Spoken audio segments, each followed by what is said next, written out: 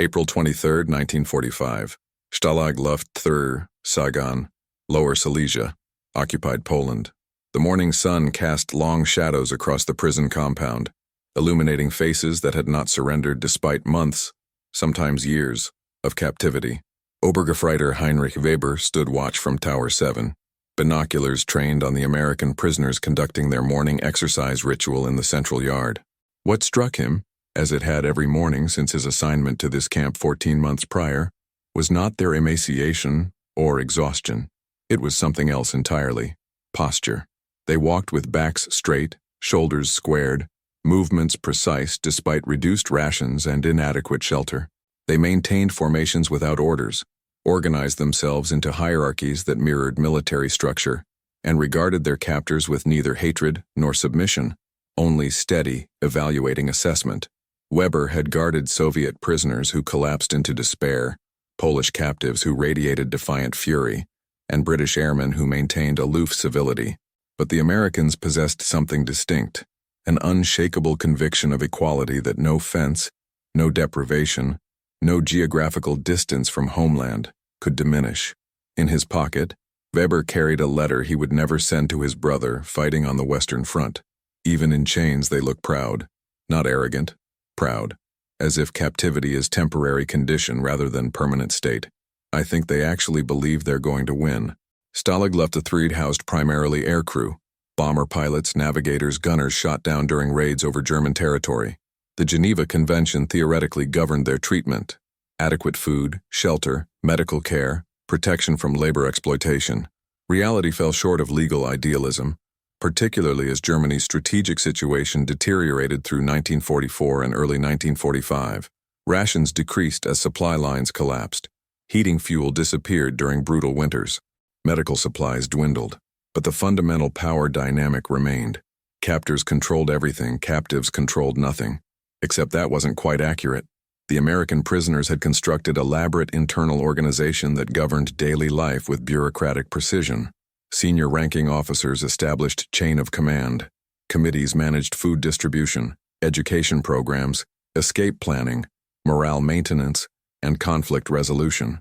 They operated an underground economy using cigarettes as currency, created a library from Red Cross packages, and maintained educational programs where prisoners taught each other languages, mathematics, engineering, history, anything to combat the intellectual erosion of indefinite captivity. Weber watched this parallel governance structure with fascination that bordered on professional admiration. The Germans controlled the physical space, but Americans controlled the social space within it. Guards could enforce movement restrictions, conduct searches, impose punishments for infractions. They could not, however, break the organizational cohesion that transformed individual prisoners into disciplined community. Hauptmann Otto Becker, the camp's executive officer, had served in the Wehrmacht since 1936. He'd witnessed the conquest of Poland, the fall of France, the early triumphs in Russia. He understood military discipline, recognized professional competence when he saw it. During a staff meeting in January 1945, he'd articulated observation that made several junior officers uncomfortable. These prisoners are not defeated.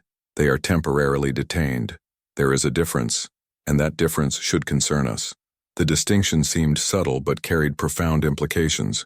Defeated soldiers surrendered psychologically as well as physically. They accepted subordinate status, internalized hierarchy that placed captors above captives. The Americans rejected this framework entirely. They obeyed camp regulations when convenient, ignored or subverted them when possible, and maintained fundamental conviction that their captivity represented temporary aberration rather than permanent condition.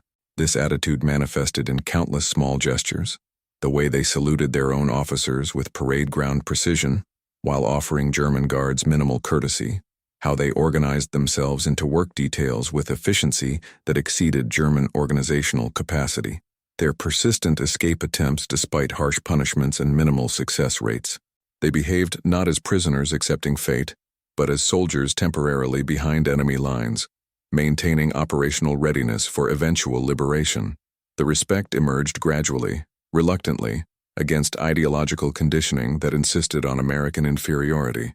Nazi propaganda had portrayed Americans as decadent, undisciplined, racially mongrel, soldiers from a nation obsessed with comfort and luxury, incapable of sustaining hardship or demonstrating martial virtue. German military education emphasized Prussian discipline, European martial tradition, cultural superiority derived from centuries of organized warfare. Then German soldiers actually encountered Americans in combat, and propaganda collided with material reality.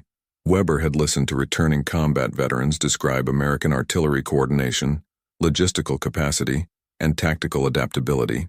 They spoke of overwhelming firepower, industrial production capacity that seemed bottomless, an operational tempo that never relented. These descriptions contradicted official narratives but aligned with observable evidence. Germany was losing systematically across every front. At Stalag Luft III, this contradiction became personal and immediate. The prisoners represented enemy combatants, men who'd bombed German cities, destroyed German infrastructure, killed German civilians and soldiers. Yet observing them daily revealed complexities that ideology couldn't accommodate. They weren't monsters or subhumans. They were disciplined professionals conducting themselves according to military standards that Weber recognized and, despite himself, respected. Lieutenant Colonel Robert Morgan, the senior American officer in Compound C, exemplified this professionalism. Shot down during a daylight raid over Bremen in August 1943, he'd been prisoner for 20 months. Malnutrition had stripped 40 pounds from his frame, but his bearing remained command-appropriate. Precise speech, decisive judgment, absolute refusal to display weakness before German authorities. Weber had watched Morgan organize resistance to reduced rations, filing formal complaints through proper channels while simultaneously coordinating black market operations that supplemented official distributions. He'd observed Morgan adjudicate disputes between prisoners with judicial formality, maintaining order through legitimate authority rather than coercion. Most remarkably, he'd witnessed Morgan personally intervene when a new arrival, barely 20 years old, psychologically devastated by capture, attempted suicide.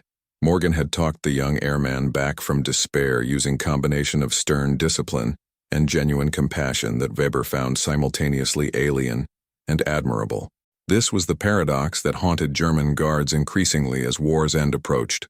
The enemy they'd been taught to despise demonstrated qualities they'd been taught to value: discipline, courage, organizational efficiency, loyalty to comrades. These supposedly Prussian virtues manifested powerfully in prisoners who theoretically embodied decadence and weakness. The ideological framework was collapsing, and men like Weber found themselves respecting adversaries they'd been ordered to consider inferior. The cognitive dissonance created spaces where unexpected human connection could emerge despite language barriers, political opposition, and contextual violence of their relationship. February 1945. The Death March. Soviet forces advancing from the east forced evacuation of Stalag Luft III. On January 27th, German authorities ordered immediate westward movement of approximately 10,000 prisoners. The march began at midnight in sub-zero temperatures, prisoners carrying minimal supplies, guards providing no advance preparation or adequate provisions. The conditions should have broken them. Temperatures dropped to -20 Celsius. Snow fell continuously.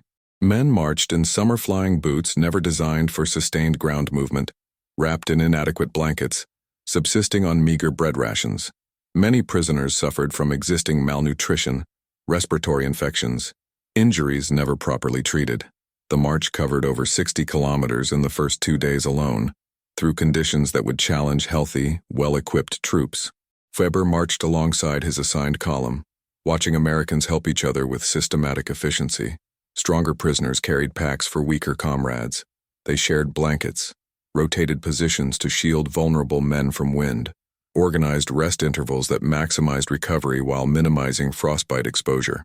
When one airman collapsed with pneumonia, 6 others constructed improvised stretcher from tent poles and coats, carrying him in rotation despite their own exhaustion. German guards, many of them older men or wounded veterans unfit for frontline service, struggled with identical conditions, but received minimal support from their own command structure. Wehrmacht logistics had collapsed under Allied bombing and Soviet pressure. The guards were as cold, hungry, and exhausted as their prisoners, but their prisoners maintained organizational cohesion while German authority frayed. On the third night, huddled in a barn commandeered for temporary shelter, Weber shared space with American prisoners. Language barriers prevented extensive conversation, but gesture and observation communicated clearly enough. One prisoner, a young bombardier from Kansas, offered Weber half his bread ration without prompting. The gesture shocked Weber more than he could articulate. This man had no reason to show generosity toward his captor. Prisoner hierarchy placed Germans firmly in power position. Yet the American acted from some internal ethical framework that transcended immediate circumstances. Weber accepted the bread with mumbled thanks, recognizing the gesture's significance. It wasn't submission or strategy. It was simple human decency extended despite context that justified hatred.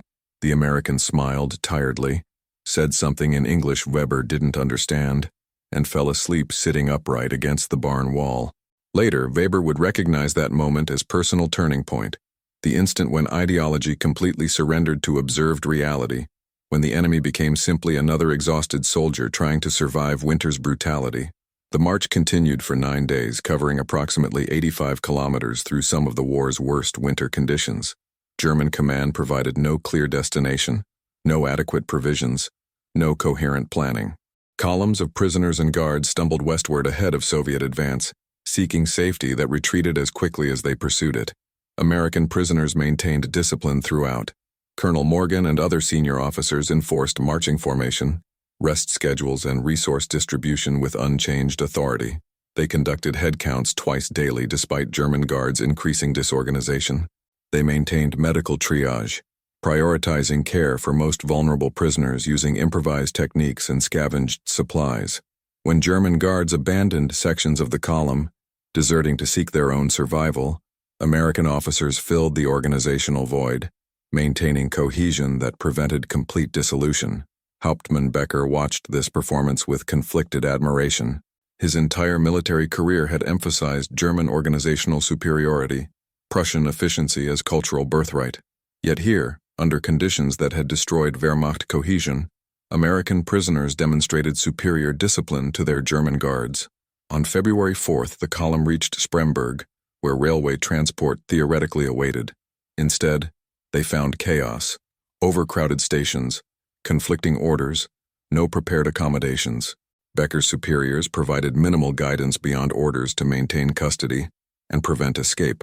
The prisoners, meanwhile, self-organized, establishing sanitation systems, distributing Red Cross parcels that had miraculously arrived despite logistical collapse, creating shelter rotation schedules that ensured everyone received periodic respite from cold. A young German guard named Klaus Schneider, barely 18 years old, approached Becker with a question that revealed generational crack in ideological conditioning. "Sir, we've been told Americans are weak and undisciplined, but they're stronger than us, more organized, better led. Were we lied to?" Becker had no satisfactory answer. Official propaganda insisted on American inferiority. Observable evidence demonstrated the opposite. He could punish Schneider for questioning authority, or he could acknowledge truth that had become undeniable. After long pause, he said simply, "War teaches lessons that peacetime ideology cannot accommodate. Remember what you see." The conversation represented broader crisis rippling through Wehrmacht ranks in early 1945.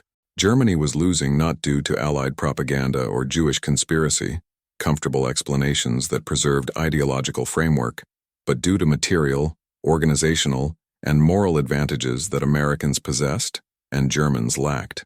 Confronting this reality required abandoning beliefs that had structured identity and purpose for 12 years. Many German soldiers couldn't make that psychological transition, but some, like Becker and Weber, found themselves respecting adversaries they'd been conditioned to hate, recognizing competence and humanity that transcended political opposition. March 1945, Stalag 7A, Moosburg, Bavaria.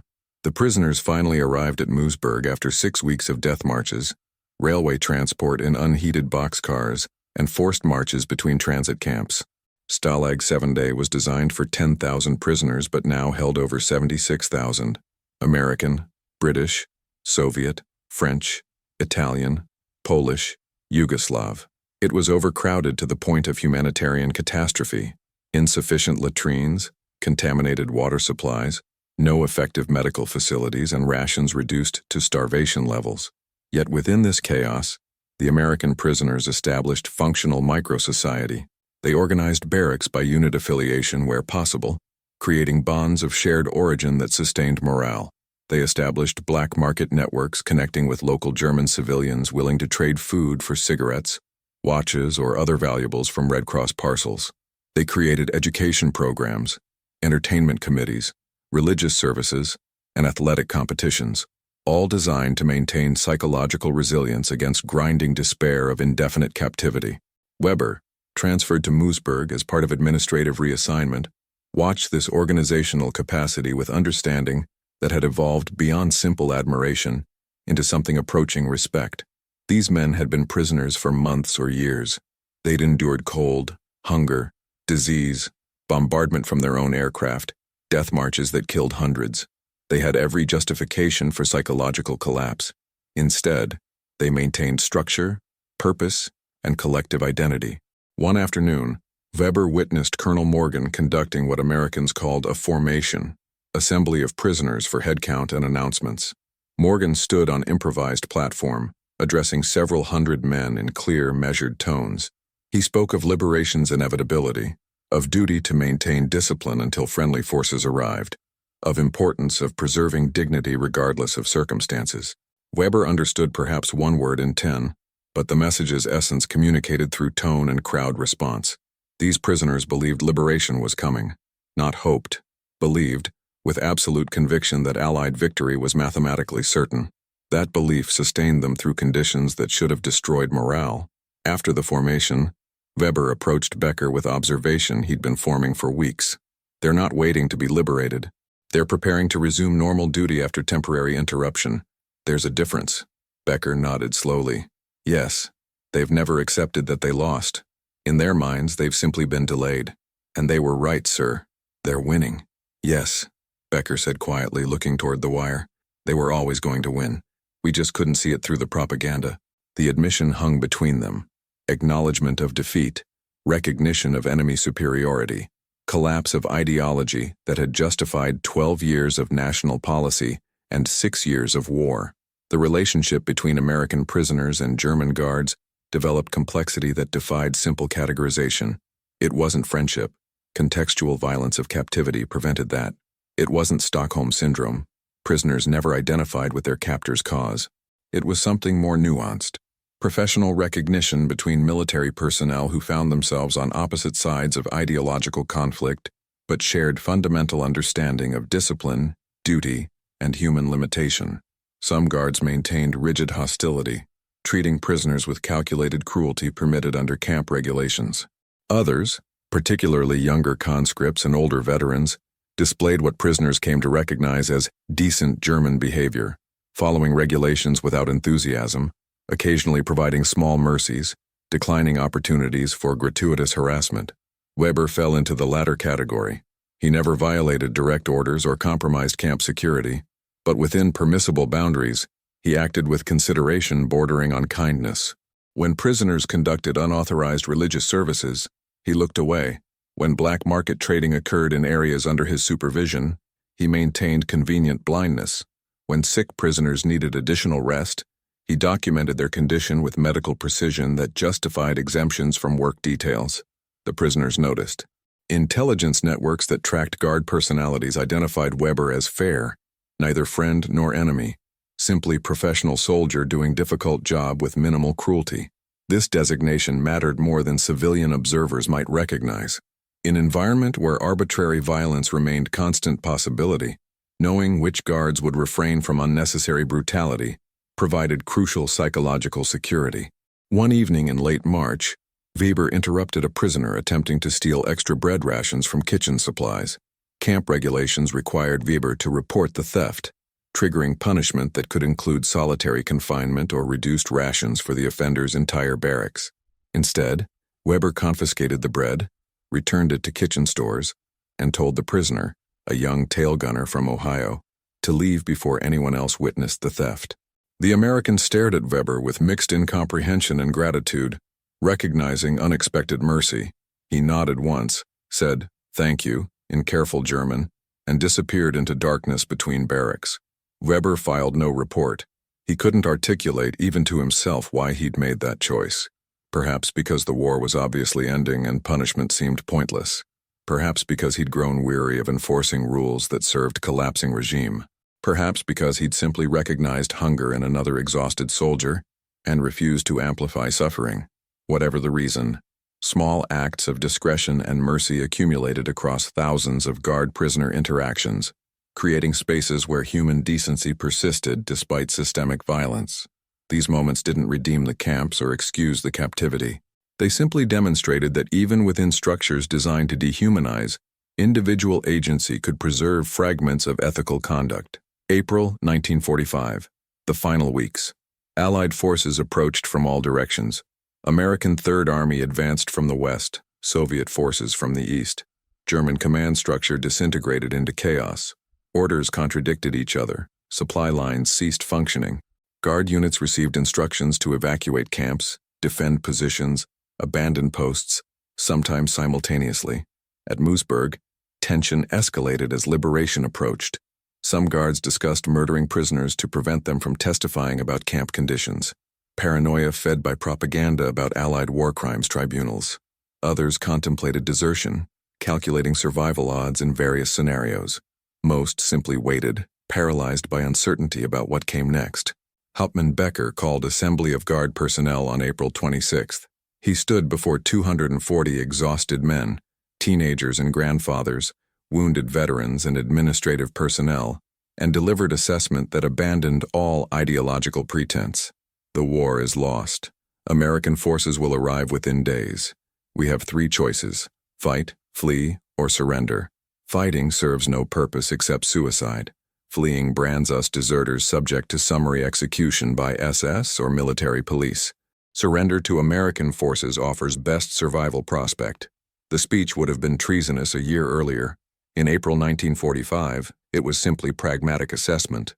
Becker continued, "When Americans arrive, our treatment will depend on how we've conducted ourselves. Those who've brutalized prisoners should fear justice. Those who've maintained professional conduct have reasonable expectation of fair treatment. I recommend we surrender the camp peacefully, prevent unnecessary casualties, and conduct ourselves according to military standards rather than political desperation." Not all guards accepted this guidance. Approximately 30 deserted that night, seeking individual survival. Another dozen SS auxiliaries departed to continue fighting, but the majority remained, accepting Becker's calculation that surrendering to Americans offered better odds than alternatives. Weber felt neither triumph nor despair, only exhausted relief that violence might finally cease. He'd spent 14 months watching prisoners demonstrate resilience he grudgingly admired. He'd witnessed ideology dissolve under pressure of observed reality. He'd participated in system he increasingly recognized as morally indefensible, though exact moment when recognition crystallized remained unclear. On April 28th, American radio broadcasts reached camp through clandestine receivers prisoners had constructed.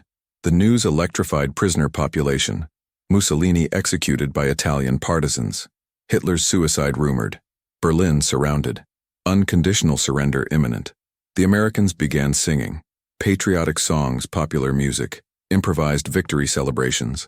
Weber listened from his guard tower, recognizing that these men had been right all along. They'd believed in liberation when circumstances suggested despair. They'd maintained discipline when collapse seemed rational. They'd preserved dignity when submission would have been easier. They'd won, and they'd known they would win, and that certainty had sustained them through hell. April 29, 1945, 14:45 hours. The rumble announced liberation before visual confirmation. Prisoners heard it first. Experienced combat veterans recognizing the distinctive sound of Sherman tank engines, the mechanical chorus of American armored column approaching through Bavarian countryside. The sound built from distant thunder to immediate presence, and suddenly the gate crashed open under 14th Armored Division's assault. American soldiers poured into the camp, weapons ready, expecting resistance.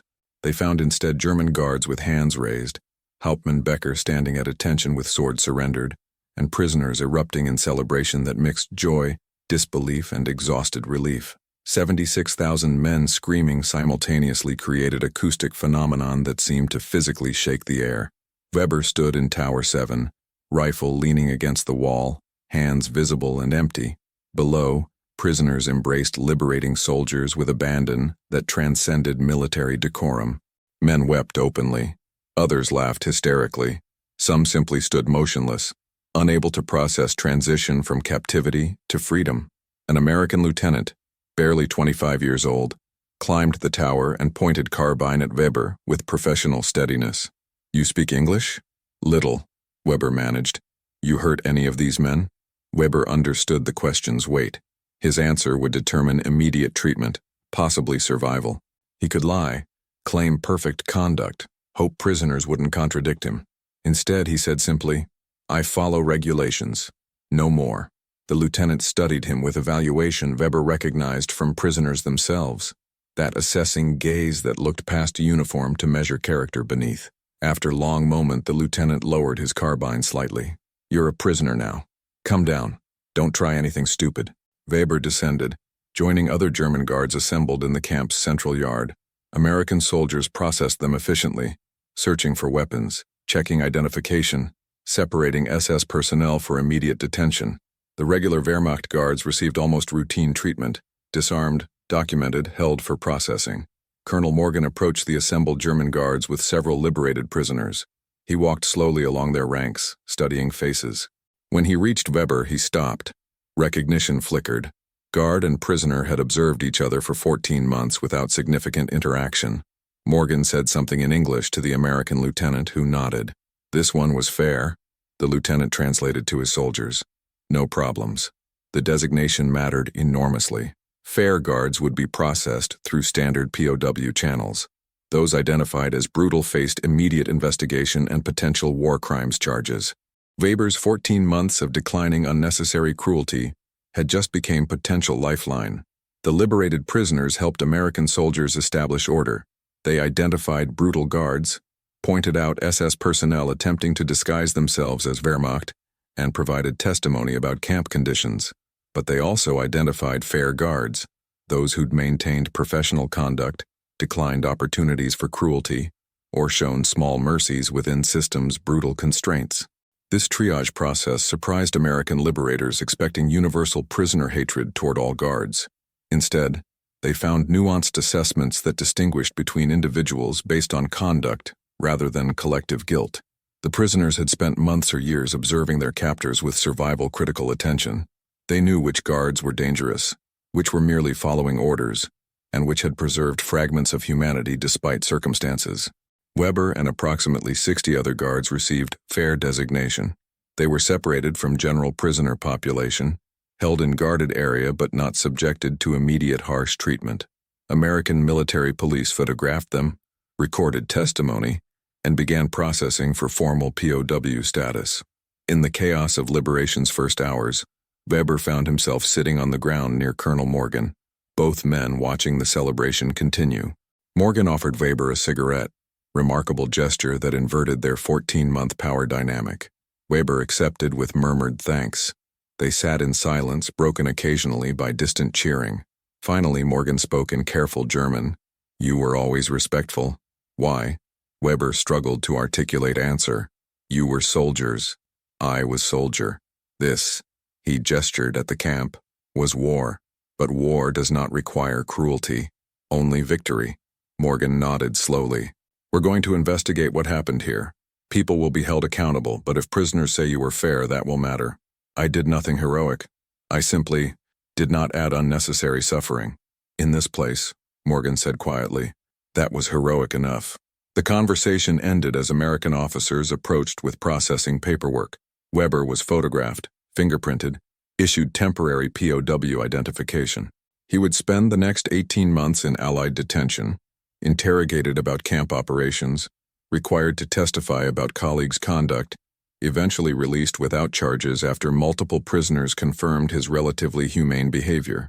But in that moment, sitting beside the enemy colonel who'd commanded prisoners Weber had guarded, sharing cigarette in spring sunlight, Weber recognized truth he'd been approaching for months.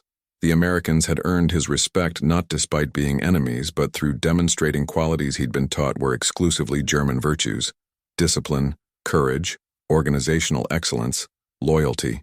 These transcended national ideology. They represented human capacity for maintaining dignity under impossible circumstances. The revelation was simultaneously liberating and devastating. May 8, 1945. Victory in Europe Day. Weber remained in American custody when Germany officially surrendered. He listened to the announcement from temporary POW camp near Munich, surrounded by thousands of captured Wehrmacht and SS personnel. Some prisoners wept. Others reacted with visible relief that fighting had finally ended. Many displayed no reaction at all, emotional capacity exhausted by 6 years of industrial violence. Weber felt primarily numbness. The regime he'd served had collapsed completely. The ideology he'd been taught since adolescence had proven catastrophically wrong. The superiority he'd been promised to inherent in German culture had manifested nowhere. Instead, Americans had demonstrated superior production, organization, and ultimately moral framework that attracted allies while German isolation intensified. But more personally, Weber grappled with recognition that he'd respected his prisoners more than he'd respected many of his fellow guards. The Americans had shown him what actual discipline looked like, not blind obedience to authority, but collective adherence to shared standards even when authority was absent. They demonstrated organizational capacity that emerged from consent rather than coercion. They'd maintained humanity in circumstances designed to destroy it. This recognition carried uncomfortable implications. If Americans were admirable despite propaganda insisting otherwise, what else had been lies? If prisoners demonstrated greater discipline than guards, what did that reveal about German military culture? If the enemy possessed moral superiority, what did that make Weber's service? These questions admitted no comfortable answers. Weber couldn't claim he'd opposed the regime. He'd served competently, followed orders, enabled systems functioning. Neither could he claim he'd been an enthusiastic participant. He'd maintained minimum necessary conduct, declined opportunities for cruelty, preserved small decencies within brutal structure. Hauptmann Becker, held in the same facility, articulated what many captured German soldiers felt but few could express. We served evil competently. That doesn't make us innocent, but neither does it make us monsters. We're simply men who made poor choices, served bad masters, and now must live with consequences. Perhaps the best we can hope for is that we learn from our prisoners' example how to maintain integrity when circumstances provide every excuse to abandon it. The words resonated with Weber. The Americans had taught him through demonstration. Courage wasn't aggression, discipline wasn't blind obedience, and strength manifested most clearly in maintaining ethical standards when no authority enforced them. It was a lesson he'd remember for the rest of his life, learned from enemies who'd become, paradoxically, his most important teachers. August 1946. POW Camp Regensburg, American Zone, Germany. Weber's detention extended through post-war denazification processing. American authorities conducted exhaustive investigations into camp personnel, separating minor participants from active perpetrators. Multiple former Stalag Luft III and Moosburg prisoners provided testimony confirming Weber's relatively humane conduct. No evidence emerged of war crimes, brutality, or enthusiastic Nazi ideology. Official assessment classified him as follower without criminal conduct, category that permitted eventual release without criminal charges. During detention, American authorities required German POWs to watch films documenting concentration camp liberation. Weber sat in makeshift theater with hundreds of captured soldiers, watching footage from Bergen-Belsen, Dachau, Buchenwald. The images documented industrial genocide on scale that overwhelmed comprehension. Some German POWs claimed the films were propaganda. Others wept openly. Weber sat motionless, recognizing that the regime he'd served, however peripherally, had perpetrated crimes that transcended military conflict's normal boundaries. He'd guarded soldiers, not civilians. He'd participated in prisoner of war detention, not genocide. But the regime was singular entity, and his service had contributed to overall system. The recognition was devastating but necessary. Weber had respected American prisoners because they'd demonstrated admirable qualities. Now he understood that his respect should have extended further, to recognition that their cause was morally superior, that their victory was ethically necessary, that his service had been fundamentally wrong regardless of personal conduct within it. This wasn't excuse or redemption. It was simply acknowledgement. He'd served evil, even if competently and without cruelty. That service carried permanent moral weight. An American chaplain visited the camp regularly, conducting services and counseling for any POWs who sought it. Weber attended once, asking question that haunted him. How do I live with what I've done? The chaplain, a Methodist minister from Iowa who'd seen combat in France, considered carefully before answering, You live by learning, by recognizing error, by teaching future generations what you learned. You can't undo the past.